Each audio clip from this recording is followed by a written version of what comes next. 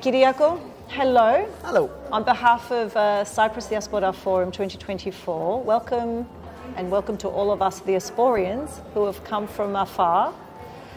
I have had the pleasure and the honour of meeting so many people, and I feel almost very privileged that I'm meeting you. You're so young, but I have had a flick through Domenica group. So I believe this is from your father, Kyriakos Charalampous, is that right? Grandfather, actually. Even Grandfather. Before. Company started in 1961. Bravo. So it started in real estate. You have to appreciate Cyprus became a nation in 1960. Correct. So we started from civil works, construction of roads, stadiums, hospitals, whatever it was needed at the time. And then we slowly went into real estate development in 1990s. Then we moved on to hospitality. We have our own hotels that we build and we operate late 1990s. And energy, the past only 5-6 years.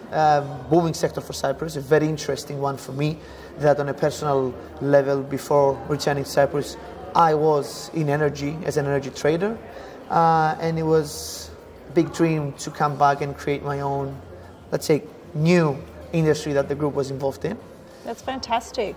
That's fantastic. So you said you've come back. Where have you been and gone? UK and the States, mostly. So for studies and then for work for about a decade. And then basically in COVID era, when London was in complete lockdown, and I decided to come back just for some sea and some fresh air. Best place to do it. Exactly. So I came to Cyprus, and after spending a few months here and realizing the vast difference in the quality of life that Cyprus offers compared to the places that I've lived, like London or like California, I was like, yeah, maybe I should just stay, which is what I did, and I really don't regret it. And how long has it been now since you've... 3.5, 4 years, so it's... So summer pre-COVID and then summer post-COVID, excellent. So you know, in Melbourne, we were the most locked down city in the world. We were locked down for 6 months, and it's always fantastic for us to come back to our home. I call it our homeland because I was actually born here. Mm-hmm.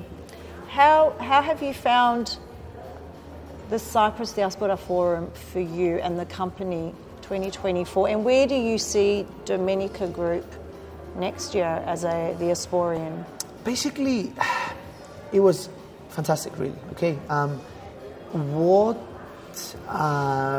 basically struck me the most is the fact that I met within a few hours people from so many different industries, and I was able to speak with people that are, first of all, so interesting, but also on, let's say, business level, on a B2B level, that we could work with potentially for so many different items, from like universities and people in research to people doing very similar work to what we do, exchanging ideas. And even the last panel, while being on the panel and discussing on energy, I actually learned quite a few stuff. That's fantastic. From people that, from obviously the Minister of Energy, from another colleague that was from Serbia, and trying to do analogies for what works in Serbia, what works here, why it doesn't, what we can, so we're all growing and learning.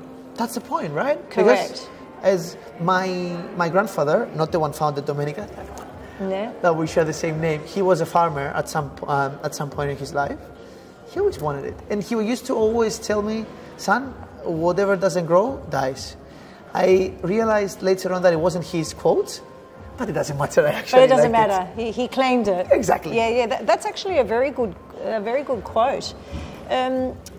How do you find Cyprus in general for your kind of work? Now, you did tap on hospitals, is that right? No, it's real estate. Has that finished? Hospitality? No, it's like hotels. As in hospitality, hotels, right, big hotels, because I've just flicked through this, and these places are amazing. Thank you. These are amazing. Do you have like a program, like a graduate program for kids who come out of, because I'm finding and I'm hearing a lot of, because I listened to a lot of the education side of our panel discussions, and through my own families here in Cyprus, I have a lot of relatives here, I find that a lot of the children, young adults, finish their degrees, and I'm finding a pattern of there's not enough jobs for us. Is Is that true? Do Cyprus have like cadetships, internships, Right. for this kind of I would say work? that in our industries, we have the exact opposite problem.